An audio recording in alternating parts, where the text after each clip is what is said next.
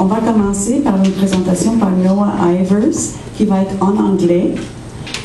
Et puis, Noah est une chercheure clinicien qui travaille à Women's College Hospital, affilié avec l'Université de Toronto. Et sa recherche porte, excuse-moi, je vais mettre mes lunettes. Sa recherche porte sur toutes les initiatives qui vont améliorer l'accessibilité, la qualité en première ligne, en utilisant une panoplie d'interventions, mais il s'intéresse particulièrement les interventions qui vont utiliser les données pour améliorer la performance. Ça inclut aussi l'utilisation de rappels pour les patients. Et aussi, il a fait beaucoup de choses sur les évaluations d'interventions complexes. En 2013, il a été reconnu par les IRSC, par l'Institut de recherche, de recherche en santé du Canada et l'Institut de services et politiques de santé, recherche et politique de santé, comme une rising star canadien, une étoile montante basée sur, basée sur une revue systématique qu'il avait fait sur le audit and feedback. Lui, il va présenter pour la première demi-heure et après, on va passer la parole à Michel Griever pour la deuxième partie. Michel, je pense que tu vas présenter en français. OK, super. Michel est une médecin, Noah aussi est une médecin de famille. Michel est une médecin de famille qui tranquillement a commencé à avoir une carrière en recherche parce qu'elle est une passionnée d'utiliser les données pour améliorer les pratiques en première ligne. Michel fait partie de le groupe fondateur du réseau canadien Sentinelle de surveillance des soins de première ligne. Donc, c'est un réseau des cliniques qui sont dotées d'une DNA et ils vont mettre toutes leurs données de DNA pour faire une surveillance des maladies chroniques au Canada. Elle a terminé son maîtrise l'année passée. Your master's? OK, ça fait longtemps, donc I have an old bio, je m'excuse. Et elle est très, très impliquée dans le réseau de recherche accès en pratique de première ligne à l'Université de Toronto qui s'appelle Utopian. Et elle est directrice dans un de ses pôles dans le rappel. Donc, sans plus attarder, je vais donner la parole à Noah, and please come, and we're delighted to have you here, Noah, and we understand that you'll be speaking in English, and if it's going really fast, I might just slow down. Yeah. Okay, thank you very much for the introduction. You mentioned my name at the beginning, and then I figured it was done, but then you were still talking about me, and I was feeling awkward. Hopefully most of the things you said were pleasant. And for sure, if I speak too quickly, just somebody start waving or looking like you don't understand, and I'll slow down or rephrase. The slides were translated for me, so if they're mistranslated or they say something you don't understand, it's not my fault. But I'll still try to explain the best I can. So let's start. Yeah, let's start by a little bit of preamble. And these pictures are supposed to remind us that just because there's some evidence that's accumulated in a guideline, and that guideline tells the doctor what he or she should do in general for their patients, it doesn't mean that that happens. And if you've been a patient with your doctor, or if you are a healthcare professional or a health services researcher, you know for sure that this is true. The doctor doesn't do the right thing at the right time every time because they're not a robot, and because it's very hard to standardize practice. And also because not all practice should be standardized. There is always tension between providing personalized care and providing standardized care. And so, as a result, guidelines do not self-implement. We need concerted effort to try to take the evidence and bring it into practice in a reliable way so that patients get the best care that's the best for them. So just as a bit of preamble, I wanted to just make sure we're all on the same page about this. And so one of the ways that is very common for us to think about how to know where we need to do better is this sort of this thing that we call in the academic literature audit and feedback. But we're all familiar in some way with audit and feedback. We've all gotten report cards when we were in school, or our children now get report cards. And effectively, this is what audit and feedback is for healthcare. It's taking a summary of the things we did for our patients over a period of time and letting us know, where we're not up to par. The whole underlying assumption is that healthcare professionals want to do well for their patients. They would like to implement the evidence-based standards all the time, but things get in the way. And so if we can measure how they're doing, they might redirect their attention to the areas that they need to improve in. On the other hand, if we don't measure how they're doing, what they're likely to do is go pursue continuing education or continuing professional development in areas that they're already interested in. This is kind of human nature. We go and learn more about the things that we're interested in, and it turns out the things we're interested in, we're probably already performing pretty well at. So it's not necessarily in our patients' interests to go and learn more about the things we're already really good at. What we need to do probably is measure more comprehensively how doctors are doing, so we can urge them to do better in the areas that their patients need them to do better in. All right, here's an example. This is an Ontario-based example. Practices with EMR data send their data to a centralized institute, and the institute does a bunch of calculations on the data and spits back a report like the one you see here. And the report tells them the proportion of their patients that are at target for a variety of quality indicators, whether they're meeting the guideline standard of best practice for the patients with diabetes, for their patients with heart disease, for their patients with hypertension, and on and on. There's many more on the list. This is an old picture. And ideally, it sort of directs their attention to areas where, in comparison to their peers, or some sort of norm, they're falling below, the standard. They're falling below where they would hope to be in terms of caring for their patients. And so they might try to do better.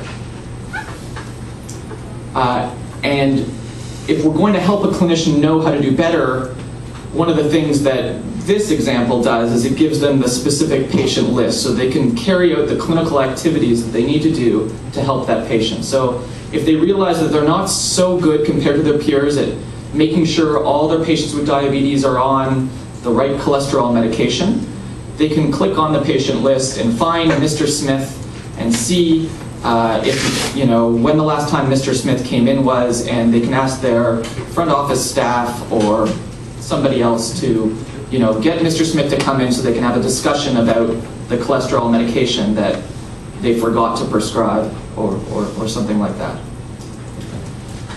So what does the evidence say about this kind of activity? How well does it work? Turns out there's quite a lot of evidence in the literature about how well this kind of activity works to improve processes of care, to improve outcomes for patients. In fact, up to the end of 2010, there's been 140 randomized trials involving this kind of quality improvement strategy. 140 randomized trials with thousands upon thousands of healthcare professionals being measured and being given feedback reports. And each of those healthcare professionals are caring for potentially thousands of patients. So this is heaps of data we have when it comes to how well this works. More data than we have in most areas of clinical care. And so, I'll just say a little bit more about how active this field is. This is the number of trials published over time. And you can see, we need to update the review again, but you can see I don't think the slope has changed. This is a very active field of research. People are constantly testing quality improvement strategies that involve some amount of measurement and feedback to direct what the healthcare professional or team or organization should do better. And yet, this is the conclusion of the Cochrane reviews, the bottom one being the most recent review, and that's the only one you have to read because it's the same conclusion over the course of 10 years, even though all these new trials are coming out. And the conclusion basically is that it works a little bit. It does tend to improve quality of care in whatever area that it was trying to improve things in, but there's a huge range of how well it works. We have this thing called IQR at the bottom there. This is interquartile range. It basically means that 25% of the time it didn't work at all. It had less than a 1% improvement in quality of care. And 25% of the time, these trials showed an improvement in quality of care greater than 16%. So a 16% absolute improvement in quality of care is really, really large compared to other, the rest of the literature that you might see. And what we need to do is figure out how to more reliably achieve that kind of impact, and less often build an intervention that achieves the zero impact. This is fairly obvious, but what can we learn about how to accomplish that? Because if we're doing all these trials, you'd hope we're getting better over time at doing this effectively. And this is another way of summarizing the conclusions of the review. What we did was we did something, basically, we did a meta-regression. It's just basically a regression of the results of the trials. And we identified some key characteristics that were associated with bigger effect size, associated with bigger improvements when you do give the report cards to the family doc. One is that the report card should come from a respected source, so there should be some credibility there. Not a sense that you're being judged, but a sense that somebody is coming along with you for the ride towards improving patient outcomes. The other idea was that it should be multimodal, that it should come verbally and also written. If we think about our, kids getting report cards in school, or reflecting back on how we would get feedback when we were in school or training, these are fairly intuitive. They do make sense, but it's nice to see it come out in the data. I'm trying to remember what I said in English versus French now. Yeah, so it should be done repeatedly. This is fairly obvious. If you're measured one time, thank you. If you're measured one time, you might turn your attention to the issue, but if you know you're not going to be measured on that issue again, you may not sustain your attention on improving that issue. And then, of course, you need some sort of goal and action plan to really accomplish improvement in an area. If you get data back and it says that you're below where you hope to be and there's no indication of how you can do better, well, that's just frustrating. And so any kind of good feedback reporting system should offer a way forward, a way to improve, a way to achieve your goals for your patient. And the other thing that we saw in the regressions and the other analyses is that the thing you were trying to change, well, that makes a difference in how effective this intervention is. Some things are easier to change for doctors than others. Some things are more in the hands of patients than others. And some things are more in the hands of the healthcare system than in the doctor. And so we have to choose what we target with our audit and feedback carefully, I think. Certainly, it's true that if there's more room for improvement, there's more likely that any quality improvement strategy is going to make a difference. We actually went out and did some interviews with folks that received feedback like the ones I showed before, and this is some quotes that I got. And they sort of can be summarized as being along the lines of two main themes that always come up. And some of them relate to some of the things I talked about before with the reasons why guidelines don't self-implement. But in general, anytime you give a report card to a human being, especially if you give a report card to a healthcare professional, you're going to hear two things back. One is, the data's no good, and the other is, my patients are different. And you're going to hear this every single time in some way, shape, or form. And one way or another, these quotes, if you dig in deep enough and talk with these people, it comes back to those issues. And even when you get past those issues, then you have to address the issue that they may not be sure how to improve, or they may not have the resources to improve, or the things that you're measuring is only a part of their job.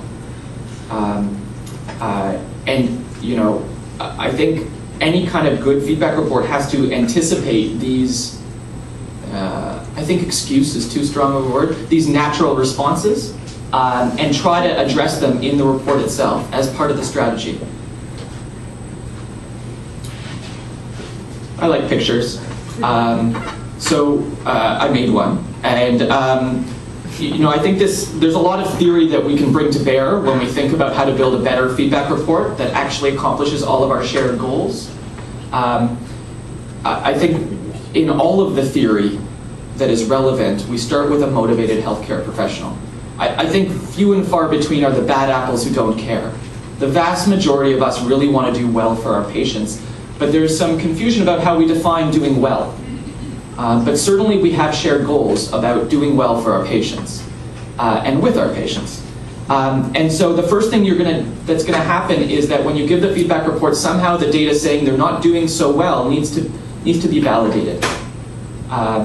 And so if indeed it says they're doing great, then that's not really an issue. But if there's a discrepancy between how they hope to do and how they're actually doing, they're going to need an opportunity to validate the data, or else they're going to give that classic excuse, the data's no good, this isn't really measuring what's important to me, I'm out of here. The next thing that needs to happen is we need to help them complete the circle. We need to help provide them with a way forward to close the gap. And it's frustrating, and it's frankly, it's rude to provide feedback that isn't somehow linked to an action plan.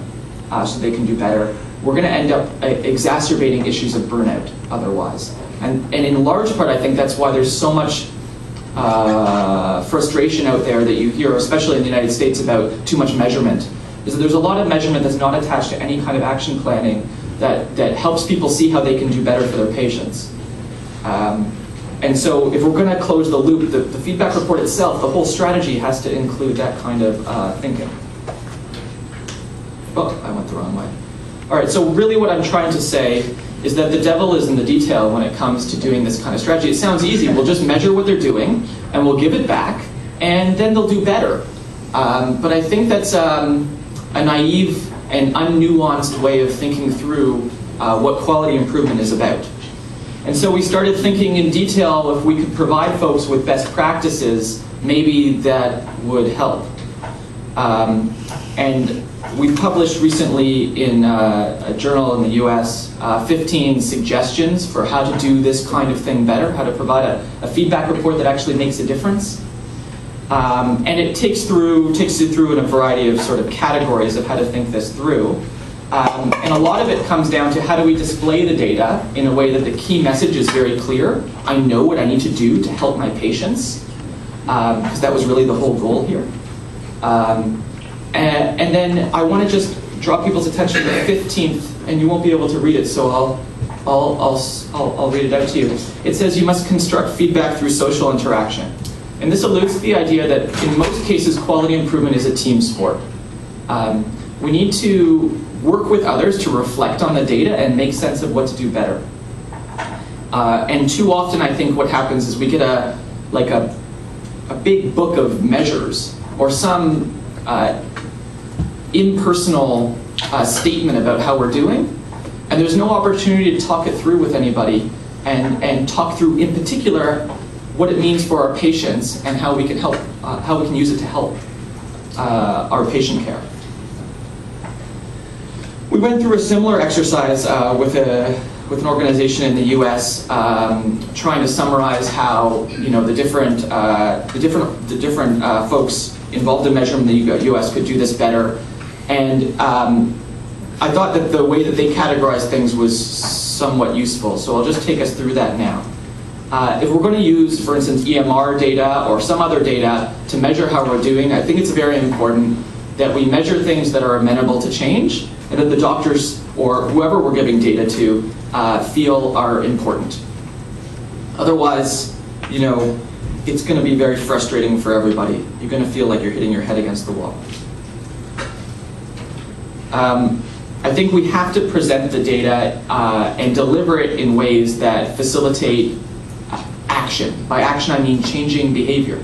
And so the key message must be clear. We must incorporate some comment about how confident we are in the data, so that if they're going to take action, they're doing it based on some, evidence that they can trust. And we have to promise that we're going to measure it again so that they can see whether their efforts made a difference. Sorry, I shouldn't do animations. I think there's all sorts of information we can bring to bear when we're doing this activity from other kinds of disciplines. And I think very frequently well-meaning health services researchers have gotten into this kind of activity, and we haven't partnered with folks who have expertise in design or health communication or persuasion. And if we did, there's a chance we could actually accomplish the changes we're hoping to accomplish. And I think in many ways that's what these sort of categories try to address.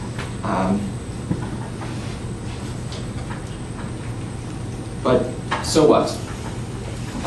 Why does it matter to those sitting in the room, to the patients who are here wanting to partner with us, to the researchers here who aren't necessarily building a better feedback report or maybe are thinking about it?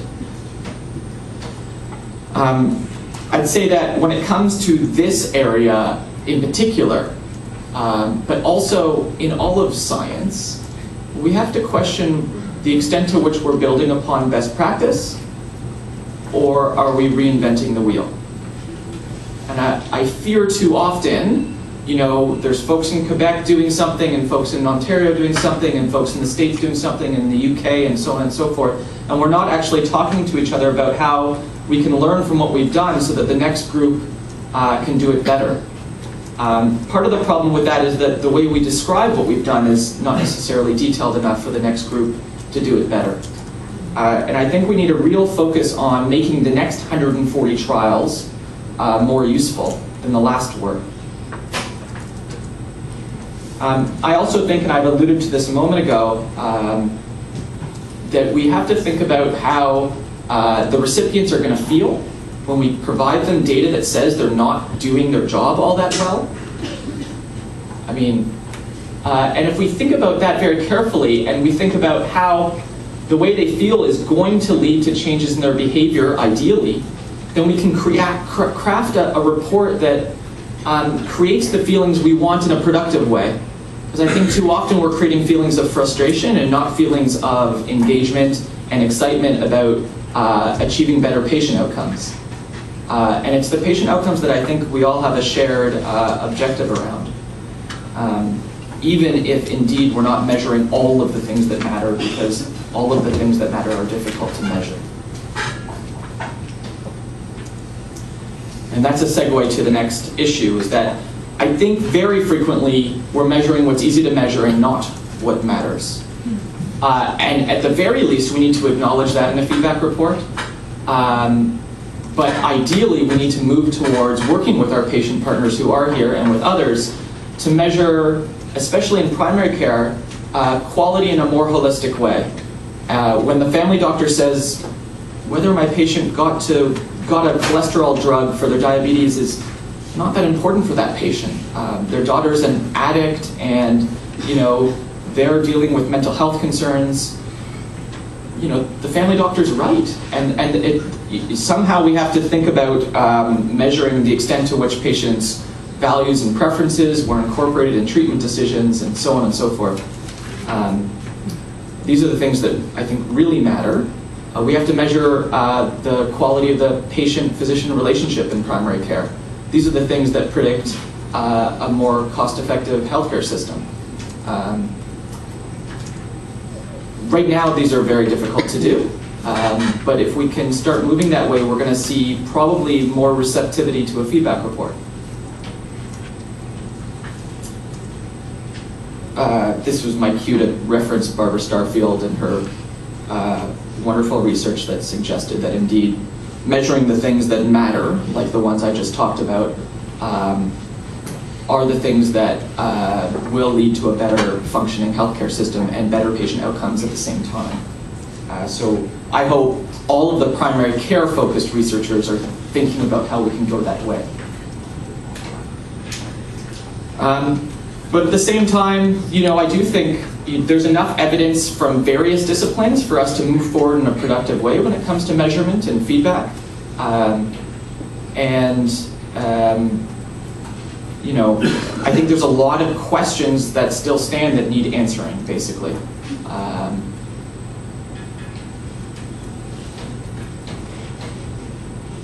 I'll say just a couple other things because I'm sure I'm nearly over time. One is that,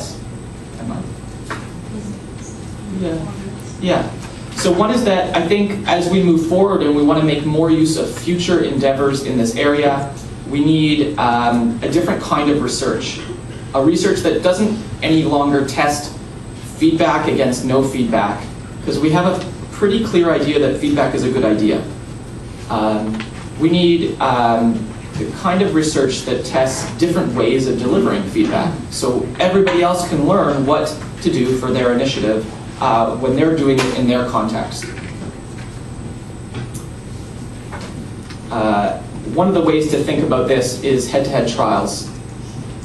So one could imagine building a trial, working with an organization that's already delivering feedback, and working with them to test different ways of designing the feedback and seeing how effective that was. And we're working on this in a collaboration with Health Quality Ontario in our province. And I think as measurement continues to proceed at a rapid pace and feedback gets sent due to reasons of accountability and other goals, it does present an opportunity for the research folks that are in the room to try to explore how to do that in a more effective way, in a way that benefits patients and the healthcare system. And so I would say, it's an exciting time to be in this field where we have a lot of data, and also people are willing to listen to the sort of comment that we don't know how to use it best. There are shared goals about improving the effectiveness of the healthcare system and the outcomes for patients, and there is this amazingly increasing amount of data we have to play with from our EMRs, from administrative databases, and so on, and hopefully over time from patient-reported outcomes.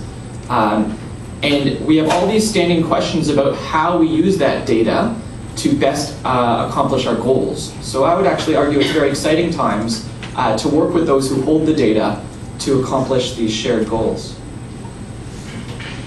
And of course, I'm available via all sorts of ways, and I have to thank those who provide me with some funding, and I have to thank those who invited me.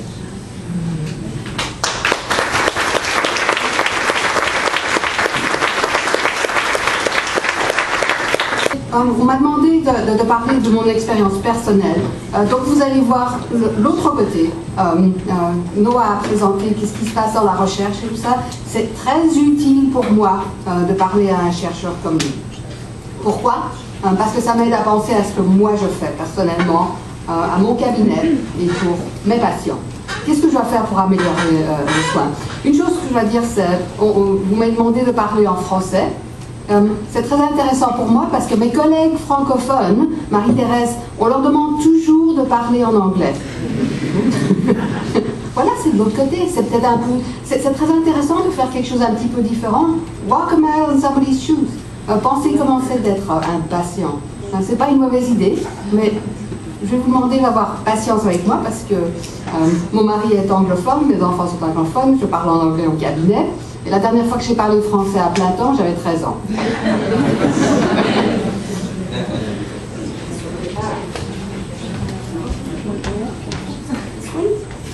Voilà, oh, ok, voilà.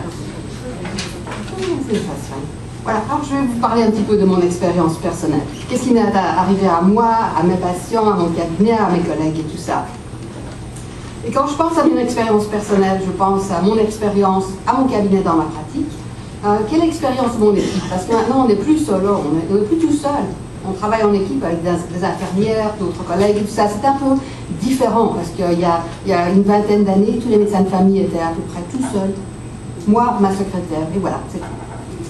Et comment est-ce qu'on peut penser à ça en delà de l'équipe? Comment on peut appliquer tous les grands principes que Noah vient de discuter? Donc ça, je trouve que ça c'est très utile parce que Noah nous raconte qu'est-ce qui se passe un petit peu hier et à quoi est-ce qu'on peut penser pour le futur.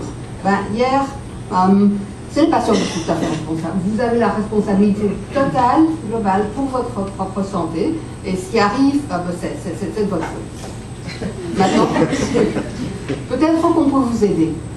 Une équipe qui aide, qui a un partenariat avec le patient pour coordonner. C'est ça que vous avez dit ce matin, je crois. On n'est pas tout seul, on a une équipe. Hier, qu'est-ce que je pouvais faire? Le problème que vous avez aujourd'hui et le temps que j'ai aujourd'hui, et c'est tout, c'est fini. Vous avez un rhume, on va prendre soin de votre rhume et puis au revoir. Allez à la maison. Demain, peut-être que je pourrais penser à qu'est-ce que cette personne devant moi, qu'est-ce qu'elle a besoin avant que je la voie. Est-ce que cette personne doit toujours venir me voir? On parlait du trafic ce matin. À Toronto, c'est terrible. Je pense qu'à Montréal, c'est aussi terrible. Est-ce que les gens doivent toujours venir se déplacer au cabinet, venir me voir à mon office à moi, aux heures qui sont convenantes pour moi, comme vous dites? Est-ce qu'il y a d'autres façons de faire ça? Est-ce que c'est possible? Alors, pour moi, pourquoi améliorer la qualité? Ça sert à quoi exactement d'améliorer la qualité? Pourquoi le faire? Peut-être c'est important d'améliorer les soins. Pour les personnes devant nous, on devrait faire un petit peu moins. Comme Noah a dit, il y a très peu de médecins, je crois, qui ne veulent pas faire un peu mieux pour nos malades. Ce sont des personnes. On veut tous le faire, mais c'est pas facile. Et ça, c'est exactement la même chose que moi j'ai eu à mon cabinet.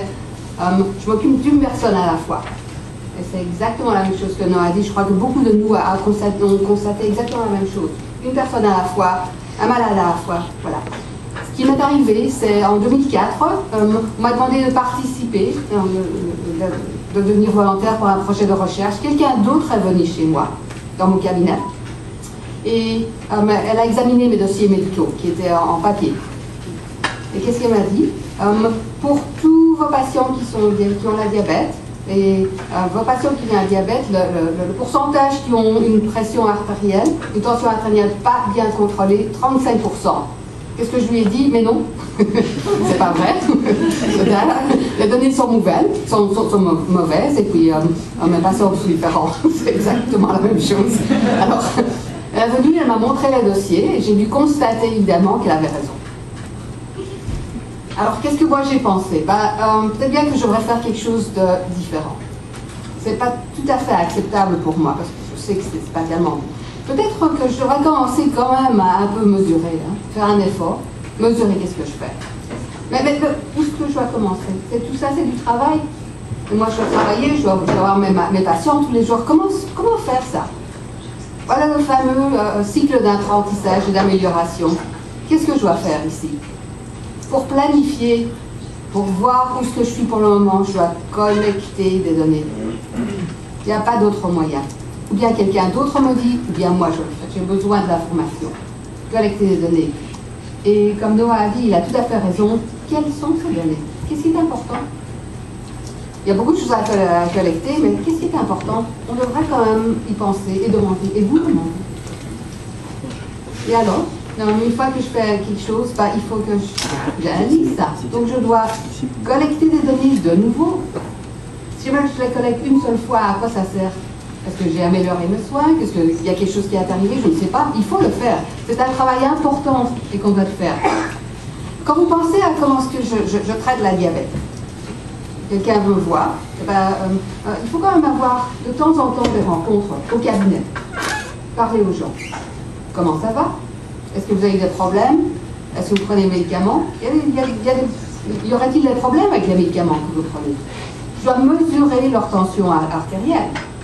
On doit faire établir des objectifs, moi et mon malade. C'est quoi qui est important? C'est quoi votre objectif? Est-ce que vous voulez éviter une attaque de cœur, par exemple? Il faut faire un plan d'action.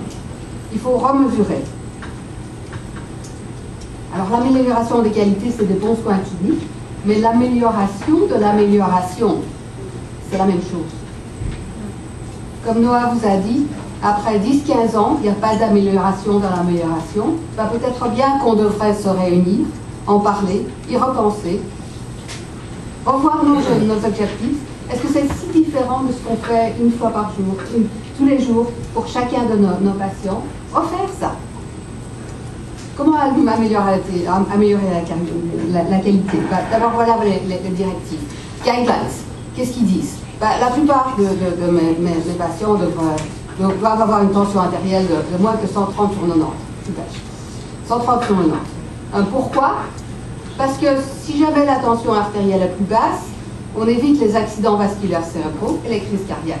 Est-ce que c'est quelque chose qui est important pour nos patients? Probablement. Ça fait du bon sens pour moi, je crois que ça fait du bon sens. Donc c'est plutôt raisonnable, c'est accepté, c'est quelque chose qu'on peut vivre avec. Est-ce que c'est parfait? Non. Peut-être bien que la tension artérielle doit être moins que 140 sur 90. On va commencer avec ce qu'on a aujourd'hui. Quel est mon objectif? Moi, je ne veux pas être très ambitieuse. Au moins 60% de mes patients doivent avoir une tension artérielle qui est raisonnable, maîtrisée. Alors, qu'est-ce que je dois faire d'abord? D'abord, avoir un meeting, se réunir. Il faut en discuter. Ce n'est pas un choix que je vais faire moi-même, tout seul, sans ma secrétaire, sans mes assistants, sans l'infirmière, se réunir là-bas et décider quoi faire. Donc, tous les patients qui n'atteignent pas l'objectif, on a pris un petit autocollant jaune, et ça c'était avant les dossiers médicaux électroniques. Un autocollant, on a mis sur le dossier en papier, et il dit tension artérielle, blood pressure, pas exactement ce que je veux. Donc, j'ouvre le dossier en papier, et je vois là, un petit papier jaune, faites quelque chose. Qu'est-ce que je dois faire? Revoir ça avec le patient qui est devant moi, dire votre tension artérielle n'est pas aussi bonne, voilà pourquoi on devrait faire un petit peu mieux. Est-ce que vous voulez considérer faire quelque chose pour ça, comme un médicament par exemple? Est-ce que ça marche? Il faut analyser ça, mesurer de nouveau, sinon je ne sais pas comment ça marche. Et alors, de nouveau se réunir, qu'est-ce qu'on a fait? Est-ce que ça a marché? Qu'est-ce qu'il faut faire maintenant? Voilà ce qui est arrivé à mon cabinet, dans mon bureau. Et ici, on était très fiers. L'objectif est systématiquement atteint, 75%. Vous voyez au début. Voilà, c'est bon. Et puis, qu'est-ce qui est arrivé? On a remesuré ça un peu plus tard, en février 2012. 49%. Qu'est-ce qui est arrivé? On a pu mesurer. Ici. Voilà. Même quand on a vu ici. On s'est dit, on fait tellement bien, on est parfait, on est excellent, on ne va plus mesurer. Et on a oublié. 49%. Alors évidemment, on se réunit. C'est comme parfois quand vous soignez des gens qui ont la diabète. Et parfois, la vie arrive et ils ne viennent plus vous voir. Et tout à coup, ils viennent vous voir au cabinet. C'est 1 an plus tard. Le sucre, ça n'est pas si bon, la tension artérielle, c'est la même chose. Il faut remesurer, il faut se revoir de temps en temps. Okay? Donc on a eu une réunion du cabinet chez moi. Mon infirmière, la directrice, moi, qu'est-ce qu'on va faire maintenant? On va commencer à remesurer, on va remettre des petits autres. Maintenant, c'était plus des petits autocollants, maintenant on a des dossiers électroniques, on va mettre une alerte. Qu'est-ce qui est arrivé? Voilà.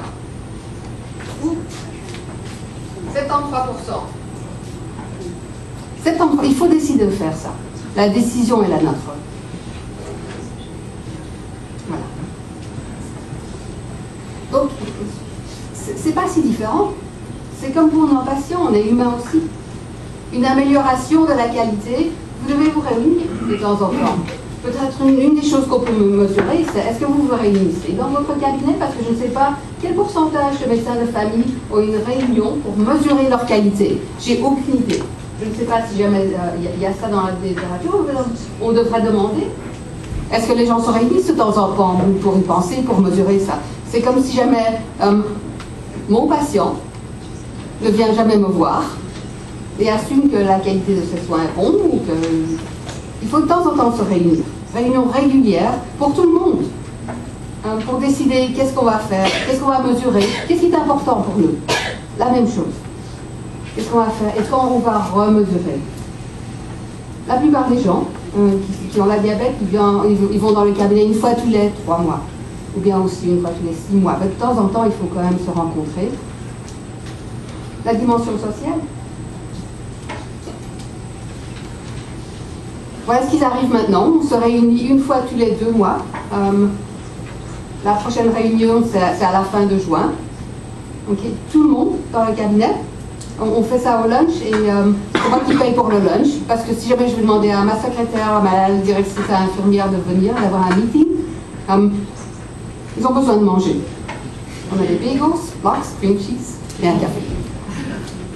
On a toujours une ordre du jour, donc c'est organisé. C'est organisé, on ne parle pas de tout ce qu'on veut, maintenant qu'on parle d'abord. Les premières 15 minutes, c'est toujours un peu socialisé. C'est comme une bonne rencontre avec le médecin de famille et le malade, c'est toujours la même chose. Comment allez-vous? Et puis ensuite, on parle de ce qui se passe dans leur vie, dans leur santé. Et on a toujours un compte rendu. Ça fait des années, depuis 2008, qu'on fait ça. Difficile de le faire sans se parler de temps en temps. Très difficile de le faire. Voilà. Et voilà les personnes qui viennent. Et maintenant, évidemment, je fais partie d'une plus grande équipe. Donc, on invite aussi la travailleuse sociale, le pharmacien, la diététicienne, et tout ça, et tout le monde vient. Et ça nous aide à penser aussi comment travailler en équipe. C'est quoi une équipe? Quand vous passez qu'est-ce que je donne à mes patients là d'abord? C'est quelque chose pour leur aider à penser. Ok? C'est quoi que vous allez faire? Ben, pour moi, aidez-moi à penser à comment est-ce que je dois améliorer la qualité des soins dans mon cabinet. Aidez-moi à penser. Avoir des réunions et mesurer. Et il faut y penser quand est-ce que vous commencez, comment allez-vous faire ça, allez-vous mesurer. Je viens de vous dire qu'on a changé de dossier médico-électronique, ça c'était en avril, et on ne s'est pas réunis pour quelques mois, parce que c'était très chaotique, il y a eu beaucoup de problèmes avec ça, mais il faut recommencer, ça ne fait rien. Si jamais vous ne vous réunissez pas, si jamais votre patient ne peut pas venir parce qu'il a d'autres problèmes dans la vie, ça ne fait rien, recommencer.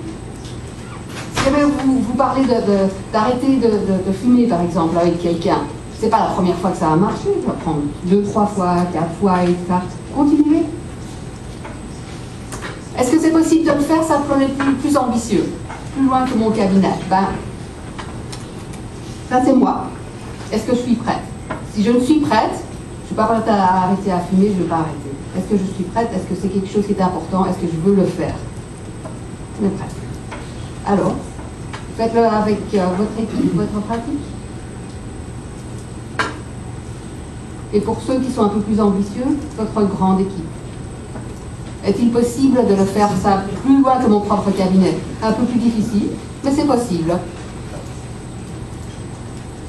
Noah dit que beaucoup de gens ne sont pas préparés à le faire ça pour eux-mêmes. Si vous n'êtes pas préparé à faire quelque chose comme ça pour vous-même, n'essayez pas de le faire pour votre équipe. Mais dans chaque équipe, il y a probablement quelques gens un peu unusual, qui sont un peu différents du reste, qui sont très intéressés à faire ça et qui veulent le faire. Innovators. Alors, allez les chercher. Et souvent, ce sont les mêmes que vos chercheurs. Un des plus grands bénéfices de participer à un réseau de soins, de recherche de soins en première ligne, c'est que vous avez ces gens-là dans votre équipe. Les chercheurs, n'est-ce pas? Ils sont là. Ce sont ces gens-là qui vont essayer des choses tout à fait nouvelles.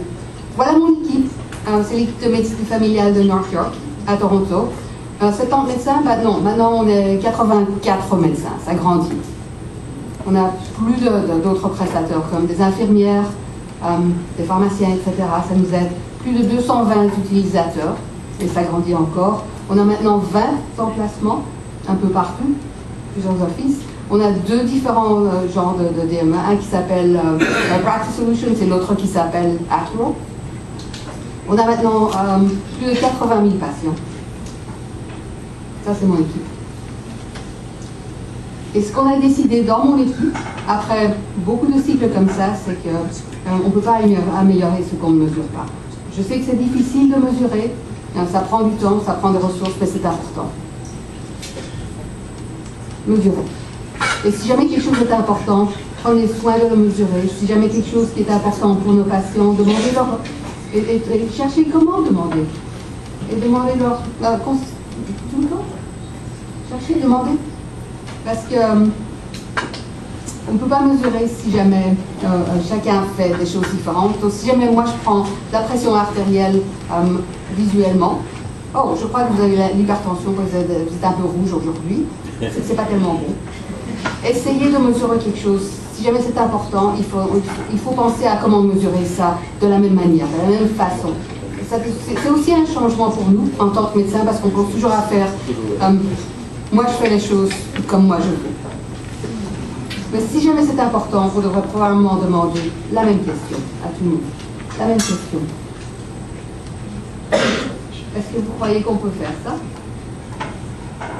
La question que je me pose, c'est les nouvelles demandes du ministre de la Santé au Québec, c'est que le médecin de famille voit son patient en intérieur de 6 minutes.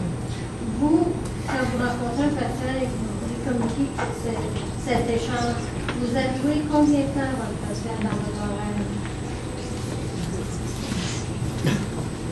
Le temps que le patient a besoin. Mon horaire a des visites de 15 minutes. Et j'avais juste un étudiant médical maintenant, il regarde mon horaire et il dit c'est comme Swiss cheese, il y a plein de trous partout. Vous n'avez pas de rendez-vous? Oui, c'est vrai. Parce que souvent les gens peuvent m'envoyer un email, un courriel, ils peuvent me téléphoner. Donc si jamais vous avez besoin de 5 minutes parce que c'est un tout petit problème, là, vous avez 5 minutes. Si vous avez besoin d'une demi-heure, vous avez une demi-heure. Si vous avez besoin de 3 heures, c'est un problème.